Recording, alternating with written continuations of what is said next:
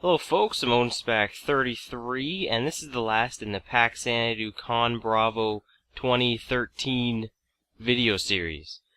Just like I did with PAX East, I have a finale closer, like what I did when I was there, what you didn't see on camera, you know, behind the scenes, uncensored. No, nothing like that. But the thing is, here, I'm going to show off the badge I got first from ConBravo. I'm going to censor out my last name because I put my actual name on there, but, I mean, I don't really care if you know my last name, but, I mean, if I don't have to show it off, I'm not going to, because that'd be stupid. But anyway, so yeah, that's the badge. So, from ConBravo 2013, I have a little hook on my wall there where I hang my most recent convention badge. I'm going to start doing that. You might also be able to see in the rightmost poster there, you can see the bottom of it, the My Life as a Video Game. I bought that. That's signed by Brent aka Brent Black, and Petros. Insert his name that I can't pronounce, last name here. Like, maybe I'll just do a hand wipe, go whoosh, and then that will make his name appear with the magic of video editing, because it starts with an I, and I don't know, it's not North American, I can't pronounce it. But anyway, thanks to them, really, a lot of what happened there, we actually talked with them a lot. More specifically, my sister, but we actually talked with them quite a bit. They were really cool guys to hang out with, both Brent and Petros. And we didn't exactly just like hang out with them whenever, but we went to a lot of their panels and a lot of discussion that they had.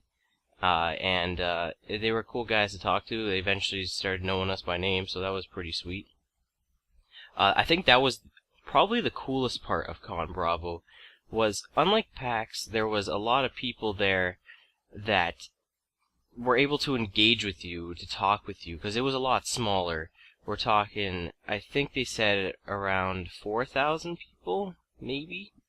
And considering PAX had, I think, tens of thousands, right? So, quite a different scale amount of people. It was in Hamilton, by the way. ConBravo was in Hamilton, Ontario, which is really close to me. It's like an hour away, so really close convention. I can't wait to go to it next year. The next convention I'm going to be going to is MagFest, though, in January, and I'll probably be going to PAX East again, just because it'll be cheaper for me this time, actually, so that's good. But I'm looking forward to going to those again. But let's talk about ConBravo. I actually did manage to pick up a couple things there. I only got one to show you right now, because the other stuff were mostly Pokemon cards. I got a lot of Pokemon cards there. I actually bought some before going. I bought an Elite Trainer box, which comes with a whole bunch of like starter stuff to, like, if you really want to actually get into it, it's cool to get one of these, because not only it comes with 7 booster packs, which is really cool, so that's good, but it also comes with like the essential stuff that you might need. It comes with damage counter dice. It comes with a coin flipping die roll. So instead of flipping a coin, you roll a die instead. And that when you play a lot, I don't play tournaments, but from what I've seen, they pretty much use dice for everything. So it comes with a lot of dice, which is really nice. And it comes with counters for poison and burn. So it comes with a lot of the essential stuff that you want for getting into it. The only thing it doesn't come with is sleeves, card sleeves. But I actually picked some of those up at a dollar store, and it was like, I think it was like 50 for like a buck or two. So I had to buy a couple, obviously, because you need a 60 card deck for Pokemon. But I also bought some cards there too. Actually, me and Jamie, aka Lucky7DX, we actually went. We got a deal. We went to Split Seas, bought a bunch of booster packs. We got a pretty good deal for that. But I'm not gonna show those off because it's Pokemon cards. But I am gonna show off a game I bought though. It was $10. And it's Final Fantasy V for Super Famicom. I've actually been collecting. Yeah, I'll keep that in frame for a little bit. I've actually been collecting a lot of Super Famicom games as of late. My collection now stands at 5 games? Or 4? 1, 2, 4. I'm actually holding the other one I actually bought recently, which is Chrono Trigger. I got that online eBay for like $8. That's with shipping too, so that's pretty sweet. But I bought this for 10. And the thing is, I don't really have a site to price Super Famicom games, because when I go to video game price charting, I think that's what it is, they only show North American stuff, so I have no idea if I'm getting a good deal or not. But Final Fantasy for $10, I'm not gonna turn that down. 5 is one we never got in North America, and yes, it's in Japanese. All these games are in Japanese. I could play through Chrono Trigger in Japanese easy. I might not be able to play through this though, because I never beat it. I've beaten Chrono Trigger tens of times. Maybe not tens of times, but beaten it a few times anyway. But I'd love to learn Japanese, so I could play these games for cheaper, pretty much. But for the main point of playing a lot of the games that I haven't been able to enjoy before because they're in Japanese only, right? I mean, I could emulate and stuff. That's what I did with Final Fantasy V before. And I know there's North American versions now. I get the Game Boy Advance one or the PlayStation one, but the Super Nintendo, like, that's where it originated, so it's cool, right? So, like I said, as far as buying stuff there goes, oh, the hat, obviously. I bought this there. Legend of Zelda. It's a technically Twilight Princess hat, but I mean, it's Zelda. It's cool. It's black. Got the gold Triforce logo. So I think they had a green one too, but I thought this looked cooler. So I mean, green is the color of Link and everything, but this just stands out more, you know. So I really like the hat, and I'll probably wear it more in videos because now I got a video game hat. The only thing is it's really big.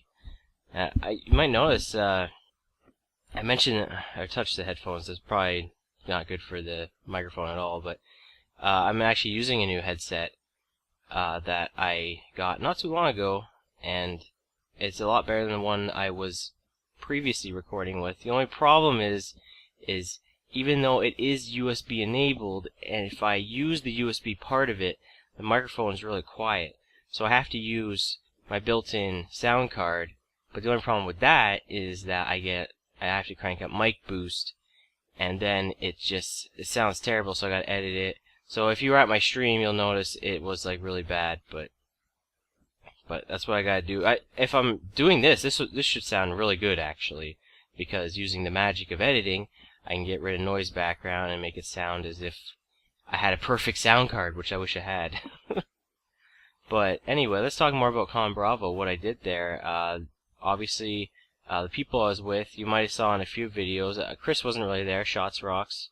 Like, he was there, but I mean, in the videos, he wasn't really in them. I feel bad for that. He had buddies there, though, that he was with for most of the time, so that's why he wasn't really hanging around with us. Us being myself, Jamie, who is Lucky70X, my sister Alicia, who is Zenonia11. We did a lot of stuff together, and they kind of did their own stuff for the most part. We did hang out some parts. We played Smash Brothers, Brawl. That was a lot of fun. That was my first experience using a Wii Remote and Nunchuck, because they didn't have enough GameCube controllers, so I was like, you know, I'll suck it up and I'll play, and I did pretty well, too, so that was a lot of fun. Me and Jamie played through the entirety of Die Hard Arcade, which is a fantastic arcade game. It's a 3D beat-em-up.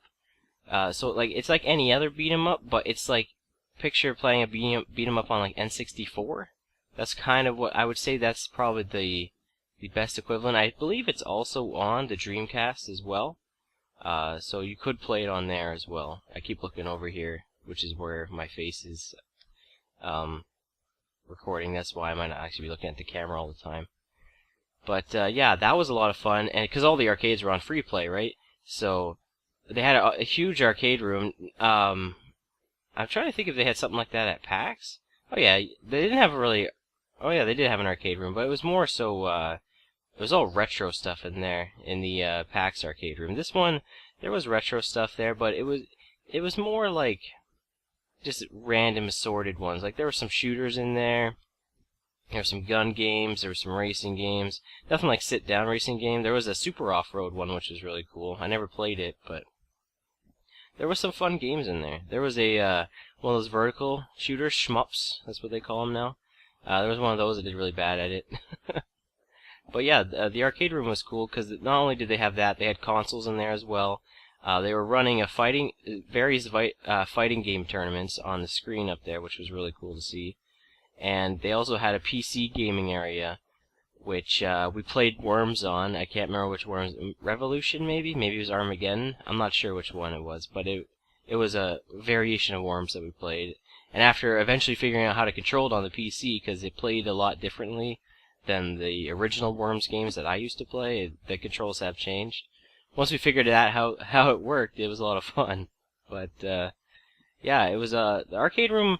I don't think it was represented really well because they also had the indie developers in there, and it was kind of stupid that they were in there because they were trying to like sell their stuff, but everyone else is going around playing games, so that's not exactly why people were in there, was to buy things. That was next door where they had the vendor room, and the vendor room was very cramped, but it was huge. It was way bigger than last year's at ConBravo, so that was really good. But so that's where I was a lot of the time, trying to snag deals. Like people in there, it's hard to negotiate with artists, I find, more so than negotiating with people who are just selling things that like games and whatnot.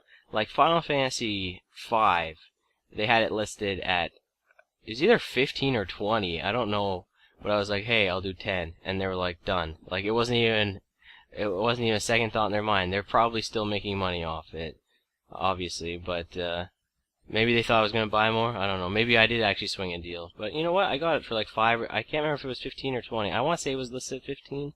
But what was funny is they also had Chrono Trigger listed in there for 20. And I'm glad I held off on it because I got it on eBay for $8. So I was pretty happy with that.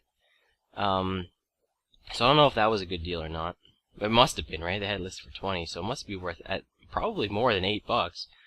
At least on Super Famicom. I know on Super Nintendo it's worth a lot more. But negotiating with artists, because it is their own work, they kind of get offended if you try to be like, hey, if I want 2 of your prints, can you give me less? And they're kind of like, no. And yeah, I get it, they spent time drawing it and whatever, but, I mean, I'm a cheapskate, so if I go there, I'm gonna... There is no harm when you... By the way, if you're going to something like this, the worst thing they can say to you is no. And I mean... If they say no, then if you still really want it, they're not going to charge you more for it now. So always try and at well, not necessarily lowball, but basically go in and give them a lower price than what they're asking. Sometimes they'll say yes. Try to bundle. You know, I learned a lot of that stuff from watching the Game Chasers, who I got to meet, which was really cool. You saw, I didn't do the robot with them. Alicia did that. You saw that in the last video. But I did get to talk to them. I talked to Melvor a lot, actually. I wish I kind of got that on camera. I should have recorded more, but we did talk a lot about stuff. We talked about how their show started. We started talking about like American pickers and Canadian pickers, which was cool. And kind of like trying to find games in Canada, because like I find that like really hard, because it's hard for me to find stuff up here sometimes. Like it's really expensive. That's what they were finding too. So I'm glad that I'm not just perceiving that as being difficult. It actually is difficult where I am. But I try, and I use eBay sometimes, and sometimes I score. I think, like I said, Chrono Trigger $8. I keep slamming that in there. I think that's really good. At least for Super Famicom, anyway. There's no way I'll get that on Super Nintendo. But that's because everyone's looking for it on Super Nintendo and not Super Famicom. So I feel like that's why I got away with it. Like, I was the only bid on that. So maybe that's why I lucked out. I don't know. But, like, because there was I'm gonna keep going back to this. I could probably talk about this in another video, but I'm on the subject now. I might as well talk about it. They had Star Ocean, which is a game we never received here. We've gotten later installments now on, like, PS3 and stuff, but the original Star Ocean's on Super Nintendo. And it's made by people who left Namco Bandai, or whoever the original makers of Tales of Phantasia is. So it plays similarly to that. But we never got that. Oh, I'm sorry, I got hiccups or whatever the heck it is. But, am I gonna stop now? Okay. It's made by those people, and they had it in box. And when I originally looked at it, it was like $5. I'm like, oh man. So I put a bid on it. But then I come back, and like nearing the end of the auction, it's up to like $40. I'm like, darn it. You know, I was hoping like getting a game in box would have been really cool. But anyway, I should probably talk more about ConBravo. The concert was fantastic, by the way. I wish I had gotten more of DJ Finish Him, because the only song I showed on his video probably wasn't his most impressive one. But later on, he got into actually, like, because the first song you saw, he was kind of playing, like, basically what were bass chords. That was basically what he was playing. But when it got into his later songs, he started playing like notes and like just almost like guitar almost, but on his like a keyboard arcade thing. I don't know, I can't remember what it was called. I think it was called like an arcade guitar. I don't know, but it was really cool. And I wish I'd gotten more of that. I also wish I had gotten more of Brentalfloss, but the thing is I recorded all of Word Burglar and the rest of them. I didn't have my charger on me, which I meant to bring, and I was going to charge during the show. I don't think he would have minded too much, because I really wanted to get that entire thing, mainly because I haven't looked up since I put up the video, but there were people recording who got the entire show, but they never put up the entire show. Like, some people put up like one song from it. I'm like, put up the entire show. There was a Mad Lib section that was really funny that happened afterwards. He was great on piano. He played Hey Jude just 'cause at the end. And he played like Tutu Blues. What else did he play? Like all these other songs. He played a bunch of other songs and sung a bunch of songs that you didn't get to see because I couldn't record the whole thing because my battery literally was dying. The pictures you saw at the end that were with Brentalfloss is because I chose to stop recording because I literally had 1 minute left of film. So that 1 minute I had to save so I could take pictures at the end, because that was mainly what I used my video camera for at the end, was taking pictures. There, you saw like I made that last video had a lot of pictures in them. Not all of them, but basically I put in the ones that made sense to be in that montage, because some of them, sometimes the camera just, my video camcorder just kind of takes pictures as you're recording. Some of them turned out really good, which I wasn't surprised. I wasn't surprised. I was surprised. So that worked out really well. But yeah, like I didn't record as much as I wanted to, and that concert I really wanted to get more of. Live action Mario Party, which I showed a bit of, wasn't as impressive as it was last year. I don't know. The crowd wasn't as into it as they were last year. It was kind of, I don't know, it was kind of lame this year. Which is really weird, because last year it was technically run by people who didn't make it up. And it turned out way better than the originators who were back this year to actually run it themselves, and I didn't think it was as impressive. So, you know, it turns out the people who didn't make it up, well, I'm going to say, were way better than last year, you know? They had a cool opening ceremony. James Portnow had a cool speech on video games and how they've evolved, how they changed his life, how they're good for everyone. It was really cool. That speech, I think, is on YouTube somewhere. Something that I've always considered trying, but I've never gotten into, is Dungeons and Dragons. And while I never did actually play it at ConBravo, I could have. There's lots of opportunities to play board games and tabletop games there. I did watch the D20 live panel. That was with Mark Hamill and a couple other internet celebrities, I guess you could say. Mark Hamill is more an internet celebrity. He is the voice of Commander Shepard, of course, amongst other characters, but that's the one he's most known for. And it was hilarious. It's Dungeons and Dragons, some variation. They played a campaign where it was based on the Alien movies, which I've never really watched them, but I vaguely know of them. Like, I've seen AVP. It's been a while, but I have seen that. So it was helpful in me understanding it, but I really enjoyed it. It was hilarious. Mark Hamill was in a character the entire time. I only saw the last hour of it. I wasn't there for the first hour, but the last hour I saw was amazing. I think it's on YouTube. I don't know if the entire of it is. I know the last hour is, the hour I saw is on there. But it was so funny. No one in my group watched it. I was there alone at that point because I think Lucky was off dancing, and Alicia, I don't know what Alicia was doing at that point. I think she went to some panel or something, and who knows where Chris was. But yeah, that was the cool part. We got to split up a bunch to kind of do our own thing, and it kind of sucked being alone at some point, but a lot of people were there alone. There was someone there from France, and they were by themselves. I was like, you're here from France, you're with nobody?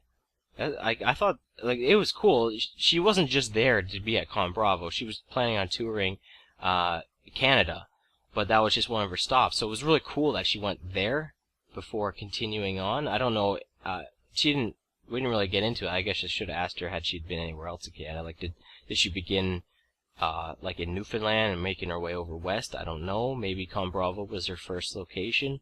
But that was really cool. See, as you can tell, I did a lot of stuff that you didn't see on camera. And next time I go to one of these things, I'm going to make sure I have a spare battery, first off. At least one other spare battery. Because an SD card wasn't an issue. I was fine on space. So that wasn't an issue at all. So I need to make sure I have a spare battery. Keep it charged as long as possible. If I have to make trips to the hotel room to recharge batteries, then I should do that. But, so I gotta make sure I do that. And I gotta record more. So that's steps. So MagFest, hopefully I record a lot more. PAX I record a lot more because that was my first ever experience doing that. So of course I had the video camera going most of the time. Most of it was during pointless stuff, but it was cool to do something like that. And I want to try to do that at MagFest. I'm really looking forward to MagFest. There's a bunch of people planned on going already, so super excited. There's not much more to talk about in this ConBravo video. I want to thank you for watching this. It's been a long 20 minutes of me talking, but yeah, that's it for ConBravo. I'm sorry, there were some people who wanted to come, Chicken Fajita 12 and Prince Laharl Coon. They weren't able to come, and I'm sorry. I wish you could have come, because maybe I would have recorded more. Maybe I would have had the incentive to record more. I don't know. But hey, them's the breaks. I want to thank Lucky7DX from coming from Buffalo to here, which was pretty cool. I mean, not as far as like what Chicken or Prince Laharl Coon would have had to travel to get there, but regardless. Actually, I don't even know where Chicken lives. I think he would have drove here, so maybe it wouldn't have been so far. But anyway, that's about it. Thanks for watching. See you tomorrow for my 5-year video. And that's about it. That's all I got. So, bye.